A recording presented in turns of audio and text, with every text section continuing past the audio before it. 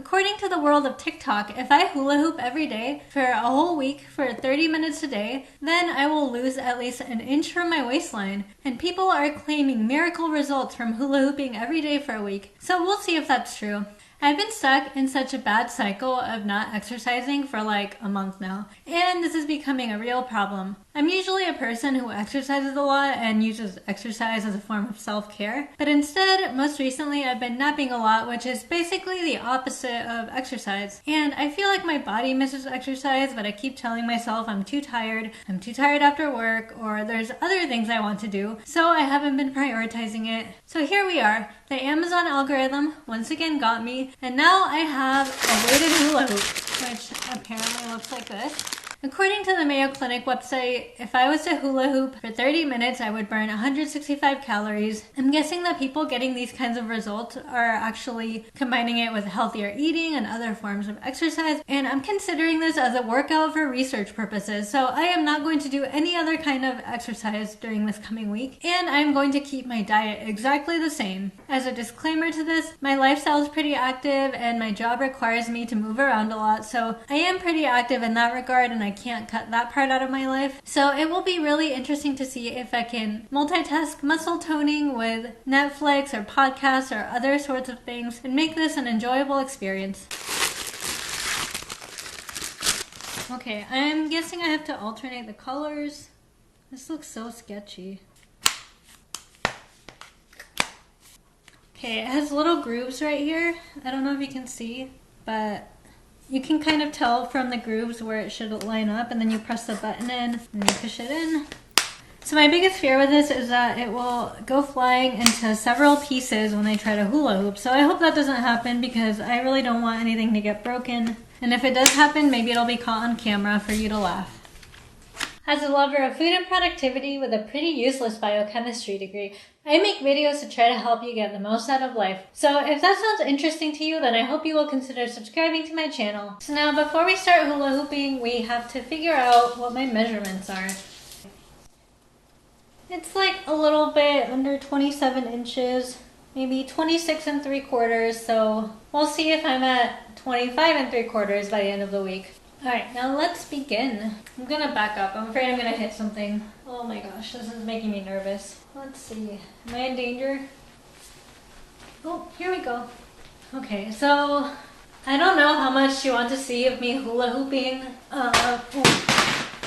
Okay, so now that we both know that I can figure out this whole hula hooping thing, my first impression is that this is nice and cushiony. I was kind of worried that I would get bruised or something from using this, or that it would like pinch my abdominal area from the cracks, but it seems good so far. The weight of this hula hoop is about 1.7 pounds according to the website, which I thought was a little bit light, but it's not bad. To keep my abs even, I'm going to try to hula hoop in one direction for 15 minutes and hula hoop in the other direction for 15 minutes. I feel kind of weird. I don't know what to do with my arms. Alright, I just finished my first 15 minutes of trying out the hula hoop in one direction. And so far, it stayed together. It's still in one piece, so I'm very happy about that. And at first, I thought it was hard for like a second, and then I thought it was easy, and then towards the end, it got a little bit harder. I definitely started to feel the weight of the hula hoop a little bit more, so I'm very curious how side number 2 will feel. So let's see if I can even do it in the opposite direction. I actually don't know if I can hula hoop in the opposite direction. I just realized like going to the right always felt more natural to me. This is gonna be hard.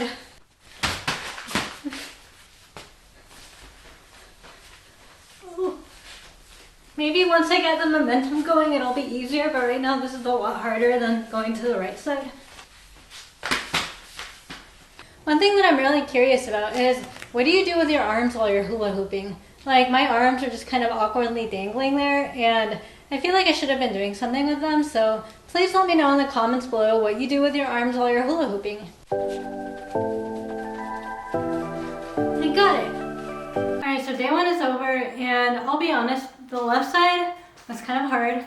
I'm surprisingly sweaty. I didn't think I would be sweaty. I thought it would be some easy multitasking of watching a Netflix show and pretending to exercise, but it actually was kind of a workout. So maybe it will have good results, but we'll have to wait and see. And I hope I get better at doing the left side because that was a lot harder. So I ended up doing an extra like 45 seconds to account for how many times I dropped it on the left side. But I think I'm getting better.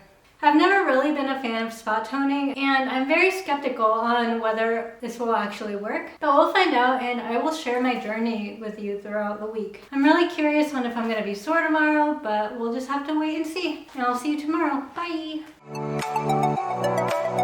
Today is day 2, and I was surprised this morning. I'm feeling a little bit sore in this area, but it's nothing too bad. And my upper back feels a little bit sore, which makes me think that maybe those muscles are probably being worked out too. Overall though, I woke up feeling pretty good, and I'm excited for day 2, so let's get started. I just finished my first 15 minutes of hula hooping clockwise, and it felt kind of different from yesterday. I could feel like every time the hula hoop would hit me right here, a lot more than yesterday. And I hope that doesn't get progressively worse throughout the week, but I guess I'll have to wait and find out. Alright, now it's time for side number 2. And as you can tell, I feel a little bit winded, which I didn't yesterday after the first set, so we'll see how I feel after going counterclockwise, which was a lot harder for me than going clockwise. Alright, I'm officially done with day 2, and I thought it was really interesting that today going counterclockwise was easier for me than going clockwise. And when I went counterclockwise today, I still did drop my hula hoop twice, but I picked it up and got back into it pretty easily. And one thing that I found strange is when I go counterclockwise, I don't feel the impact of the hula hoop hitting me like I did clockwise, but maybe I just hula hoop harder on one side than I do on the other side. But I'm hoping that the two sides will even out throughout the week and that it will get easier overall and not harder. And I'm curious to see on if tomorrow I will be more sore or if my muscles will just start getting used to it. So far, I am feeling better. I'm feeling less sore. I was really sore last night, but I'm glad that it has since dissipated a little bit. And I'm excited to try out day number 3. So here we go. My only comment for day 3 is that it seems like I'm getting worse going counterclockwise, which is kind of making me sad. I had to pick up the hula hoop so many times, but I just kept going each time, and hopefully maybe today is an anomaly and I will get better. I don't know. Yes, between the first day and the second day, I got better at going counterclockwise. But today I dropped the hula hoop like 5 times, I think, and I hope that gets better. But overall, I'm feeling pretty good and I'm ready to start my day. Today is day 4, which means that after today we are over halfway done. And today I woke up not feeling sore, but I really didn't want to get out of bed this morning. I just finished up with day 4 and I don't really have any comments on this. I felt like it was pretty easy. Today I'm going to try something new. I have my Garmin Fenix 5 watch here, and I am going to put it into cardio mode and we will see how many calories I burn. I'm guessing maybe I burn like 150 calories, even though Mayo Clinic says about 165. But we'll find out, and maybe this will be a good indicator on how good of an exercise this actually is. I just finished my first 15 minutes going clockwise. So far I've burnt 56 calories. And my average heart rate is 103. So assuming that it will be the same for the next 15 minutes, that means that I should burn about 112 calories, and that's not very much, but I guess it's better than 0. So now on to side number 2. I just finished day 5, and according to my watch, I've only burnt 107 calories. And my average heart rate is 104.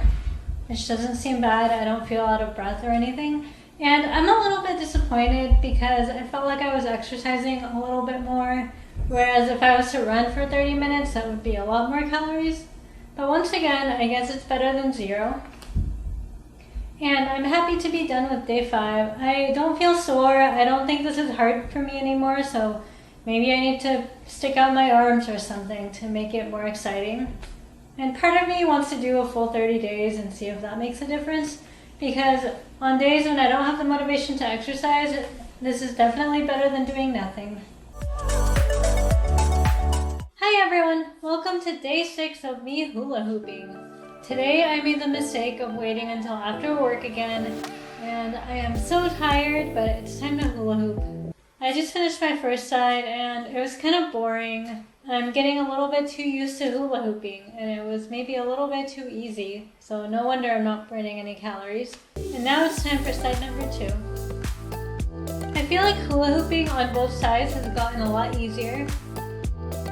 Alright, it's official. I'm done with day 6 of hula hooping. And I'm kind of over it and I can't wait to be done. And tomorrow will be the moment of truth, and then we will finally see if I lost an inch off my waistline by hula hooping every day for 30 minutes a day for 7 days. And honestly, if I had to guess, I'm going to say no. I probably didn't lose an inch off my waistline because this felt way too easy, but we'll see tomorrow. And if I don't, then I'm not going to be too disappointed. Overall, it was an enjoyable experience, and I've been able to fill my time with a lot of Netflix and podcasts, so I can't really complain too much. Hi everyone! Today is day 7 of me hula hooping for 30 minutes a day. And I'm pretty proud of myself that I stuck with it. Let's start out with day 7, and then we will measure to see if I am 1 inch smaller than I used to be a week ago. I just finished side 1, going clockwise for day 7, and so far I'm feeling okay, and now it's time for side 2. Regardless of the results of this challenge, whatever they might be, I'm really proud of myself for sticking to it. Now I'm officially done with the 7 days of hula hooping for 30 minutes. And overall, I thought this was a really fun exercise. It was fun to multitask Netflix shows or podcasts or Disney Plus or whatever other sort of binge watching you might be into with a physical activity like hula hooping. Though I have to be honest that once I found out that this was only burning about 100 calories each time I did it, I was a little bit disappointed, and the amount of calories that you actually burn while hula hooping will depend on you and your current fitness level. And in my case, because it wasn't hard for me, it wasn't really challenging, I am able to do this really without breaking a sweat. And I was hoping for a better workout, so honestly, because it didn't feel challenging, I'm really not expecting any big results, but who knows? Maybe this hula hoop will prove me wrong. Something else to consider is that the female body changes throughout the month, and it is perfectly normal for a female's body to fluctuate between 5 to 10 pounds throughout the month. So it's possible that someone who does this challenge could start doing it while they're a little bit heavier and then a week later see incredible results, but these results could partially be due to their natural body changes. And the other side of this could also be true. Someone might start hula hooping like a week or so before their period is due, and progressively throughout the week she might find that no matter how much effort she puts into exercising and eating better, she is progressively gaining a little bit of weight, partially due to water retention throughout the week. And in that case, maybe she gained a few inches on her waist, even though she was exercising, and if that's the case, it wasn't the hula hoop's fault. And I hope my experiences, regardless of whatever they might be, don't discourage you at all from trying out this hula hoop challenge if you are interested in trying out a new form of physical activity. Especially if you work a sedentary job, then I could see this being really beneficial for you because at the very minimum, it forces you to be standing up for 30 minutes each day. And then having to move around some extra body parts also helps out. And having to do exercise increases your endorphin levels, so I highly recommend giving it a try. Also, if you want to try out the hula hoop that I used for this 7-day challenge, then I will put a link to that below in the description. In order to burn a pound of fat, a person would have to put themselves into a caloric deficit of 3,500 calories. And to do that in 7 days, a person would have to burn an extra 500 calories a day or take away 500 calories from their diet. And either way, without a dietary modification, this is not feasible by just hula hooping for 30 minutes a day. So it is possible that someone who started hula hooping every day for 30 minutes suddenly started feeling a lot better about their body and decided to subconsciously or consciously make better food choices. And this could have resulted in some weight loss and a decrease in water retention, which could lead to a decrease in an inch in their waistline. The second way in which someone may have lost an inch off their waistline by hula hooping every day is by decreasing their water retention. And depending on your physical baseline, if you are retaining water, especially if you're eating a lot of sodium and you start hula hooping, the hula hooping is going to cause you to sweat, and as you sweat more, you will be retaining less water, and hopefully, if that's you, hopefully you're staying hydrated too. That, coupled with potentially making better food choices, could also lead to a decrease in your waistline. And a third possibility for decreasing the size of your waistline is by toning your muscles in this area. The more you tone your muscles, then the tighter they squeeze together. And to a certain extent, if you have not been using your abdominal muscles for other physical activities, then you will definitely see some results from the hula hoop. Okay, now it's time for the moment of truth. Oh my goodness, could it be true? It looks like I am a few hairlines below 27, but slightly more than 26 and 3/4, which is where I started. So honestly, I don't know if maybe I squeezed a little bit tighter the first time I was measuring, or maybe I gained a little bit of an inch. So if you end up trying out the challenge for yourself, let me know in the comments below. I'd love to hear how it went for you and if you had different results.